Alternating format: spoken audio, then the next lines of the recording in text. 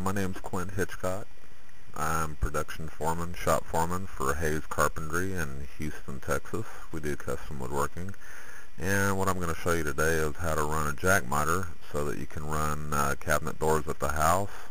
Also good for beaded face frames. Anywhere where you have to cut into a part where you have a profile. In this first frame here, this is going to be the finished corner of your stile and rail joint, just to show you what it's going to look like. Here in the second picture, I am showing you the profile run on a rail, and at the top you can see where the tenon is. Now it's time to set up our jig for our table saw.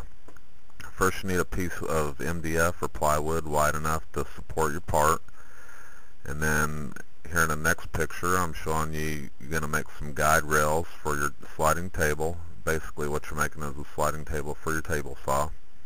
You want to make sure that these stick up above the table a little bit by using shims or whatever.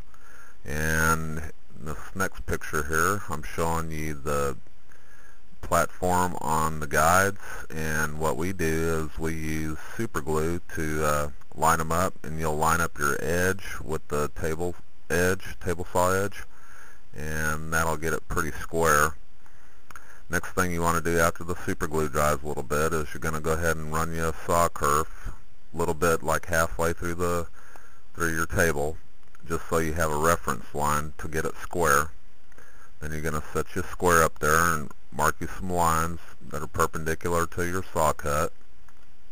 Next, you're going to put a couple of braces on the front and the back of the jig, and this will stop the jig from being cut in half when you run the saw blade all the way through it.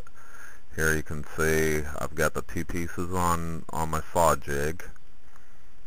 And then next you're going to go ahead and cut your jack miter. You can go ahead and run the saw blade all the way through your jig if you want to now, so you have a reference.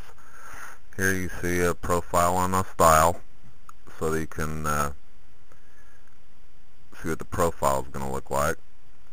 Next, what I'm doing here is I'm going to mark my stile where the flat of the rail meets it, because that's where the long point of your miter is going to be.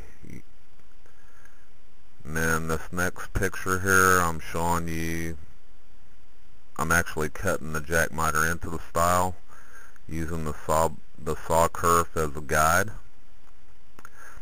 And then all you have to do after that is just cut out the waste. And here you can see where the rail will go into the stile. And then all you have to do is cut a miter on your rail. Now this one doesn't have a tenon on it, but even if you were doweling your doors together, you'd have the same thing. You cut a miter on your profile on your rail, just enough to fit in there. Now the reason that you would want to do a jack miter in the first place is, and not a cope, is if you have a profile like this, like I'm showing you, where it actually goes into the face. Now there's no way you can cope that, so you have to jack miter. And also, like on a beaded face frame, if you're doing something like that, then you would need to jack miter the piece in there. Alright, in this next photo I'm going to show you what us professionals use, and this is a haunching machine. It has a 12-inch shaper head on it.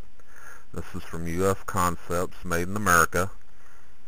And in this next picture here, this is what the blade looks like. And we just set up our pieces and run them, and this climb cuts through the wood and leaves a nice joint. And I look forward to seeing you next time.